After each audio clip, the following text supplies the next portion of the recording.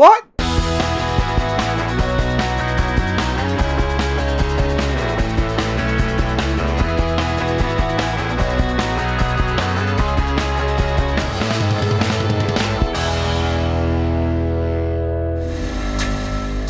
Your desecration of reality will not go unpunished, unpunished, unpunished. It was the only way.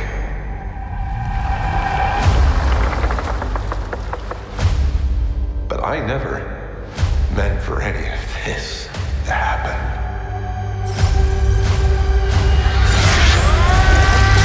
How's it going, guys? Welcome back to my channel and time for another episode of Luke's Reviews. On today's video, I'm going to be reviewing one of my most anticipated films this year because the MCU have promised us multiversal madness. So let's see if it keeps said promise.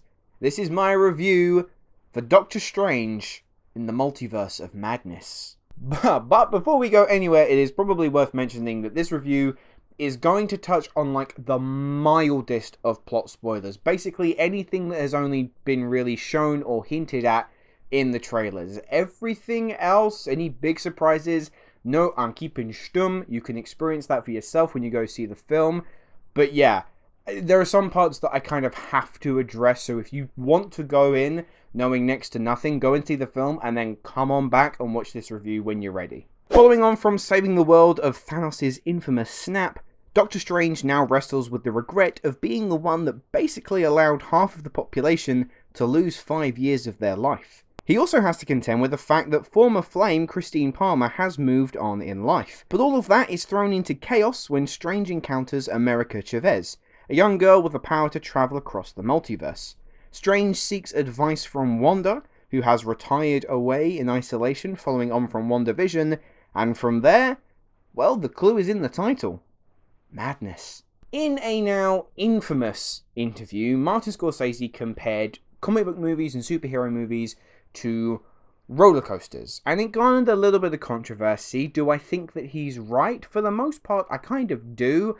I do think there are some exceptional circumstances, but especially in regards to the MCU right now, it has transformed into a theme park, if you will. Are the rides good? Well, most of them are. In fact, some are phenomenal. The only problem is admission.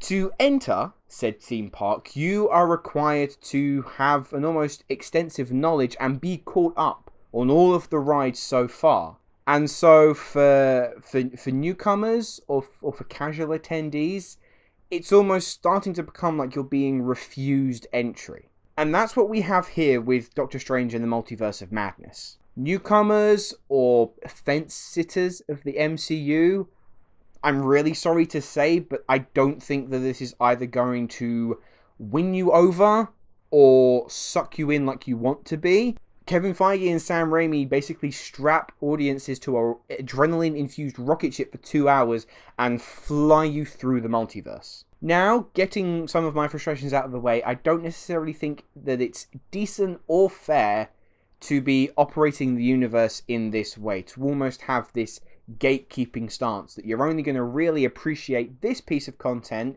if you've seen X, Y, and Z bits of content, because at that point it puts a person in a very difficult position if they are not absorbed into this universe already. If you're a newcomer and you want to jump in and this be the first film, the odds are you're probably going to hate it, and then that may put you off the rest of the series altogether. Whereas if you want to then quote unquote do your research for the film and backdate all the way back to Iron Man in 2008 and digest all of the films and the TV shows, that's a very daunting task for some people. That's a lot of hours of content that you are basically being expected to digest before you can truly appreciate this film. And ultimately, I don't think that that is fair. Therefore, it is kind of annoying that I love Doctor Strange in the Multiverse of Madness the way that I do, because in the grand scheme of things, for me personally, it's one of my favourite entries into the MCU in a long time. But I hate that it is basically operating in this way. because as a standalone film, it can't function. However, as the next chapter in this sprawling universe that I have absorbed and become an almost zealot-like fan of, I found it utterly bewitching. So that's my critical perspective of a film that certainly ostracizes you if you haven't sold your soul to Kevin Feige. But as someone who has sold their soul to Kevin Feige when Samuel L. Jackson stepped out of the shadows in a saucy little leather number and teased the Avengers, I f***ing love this film. Similar to what Scorsese said, the Multiverse of Madness is a roller coaster ride, and it's one that I want to go on again and again. It's unbelievable the speed that this film moves. It clocks in at just a touch over 2 hours, and initially I was concerned that 2 hours to encompass the entire multiversal saga that this film I thought was going to be attempting to tackle was going to be too short, but thankfully there never seems to be a wasted moment. Everything is purposeful, and like I said, it just moves. As for the story itself, despite the colossal scope, the stakes are actually reasonably personal. Yes, the entire multiverse does hang in the balance, but the reasons for the chaos to take place is emotionally and character driven, specifically from the perspective of both Doctor Strange and Wanda. Benedict Cumberbatch reprises his role as the master of the mystic arts, and he's in complete command of the character once again. He certainly gets to flex a lot more given the multiversal possibilities, but he always manages to keep a lid on his performance and the film when it threatens to boil over. As for Elizabeth Olsen as Wanda, this is perhaps her best performance as the character. She is still clearly struggling mentally following the fallout of WandaVision, and she definitely cements to everyone that she is the most powerful individual across the multiverse. There's like no doubt about it. Benedict Wong returns as Wong, and he's just as fantastic as always. Rachel McAdams is back as Christine. She gets a little more to do this time round, but she does still feel somewhat underdeveloped. In terms of newbies, Xochitl Gomez introduces the immensely charming America Chavez. I'm sure future installments will explore her character even further, but as far as introductions go, she definitely does pack a really solid punch. Visually, the film goes above and beyond in a way that you would expect a Doctor Strange film to. It surpasses the previous one in terms of reality bending, but also in just how much weird shit you can throw at the screen and still buy into everything that you are seeing. But the biggest star of this film isn't any of the actors, it isn't the visual effects, it isn't Danny Elfman's score, which also is tremendous. It is Sam motherfucking Raimi. In a film where there are some pretty jaw-dropping surprises, the biggest one for me was that Marvel just let Sam Raimi be Sam Raimi. In fact, this is probably a Sam Raimi movie more than it is an MCU film. And not even just that, it's a Sam Raimi horror movie. Yeah, the MCU have occasionally dipped their toes into the darker side of the universe, but this is fully submerged. This is a full-blown horror. And I think young kids who maybe are obsessed with the MCU and they want to see what the newest incarnation is, there may be parts that are a bit too intense for them. Because I think this is about as dark as you'll ever see the MCU get. It really pushes that 12A rating. I've seen 15s that are significantly less intense than this. There's certain imagery that is genuinely disturbing. Raimi is almost reveling in the fact that he's allowed to go back to his Evil Dead and body horror roots quite a lot of the time. Now, it has proven online that this film has received a bit of discourse, particularly the way in which Sam Raimi directs. I happen to be a huge fan of his work, especially when he is just allowed to go for it.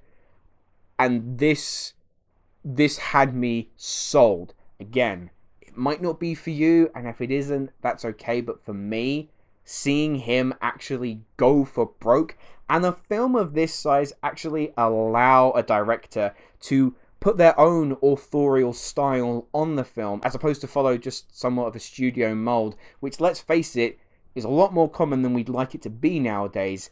it felt so refreshing. Because this film embraces the weird, it embraces the unorthodox, and the Doctor Strange comics have always been that kind of odd child that we're not really sure what to do with, and to see it have this pedestal that it can stand on and revel in just the absolute batshit insanity really wowed me. Because despite some narrative pitfalls and the whole gatekeeping controversy that I addressed earlier in the film, it just felt so different and incredibly refreshing to see a director and their voice be at the forefront of the film. It's a rarity, and it really shouldn't be, but I feel like that is why I feel like I'm treasuring this movie so much.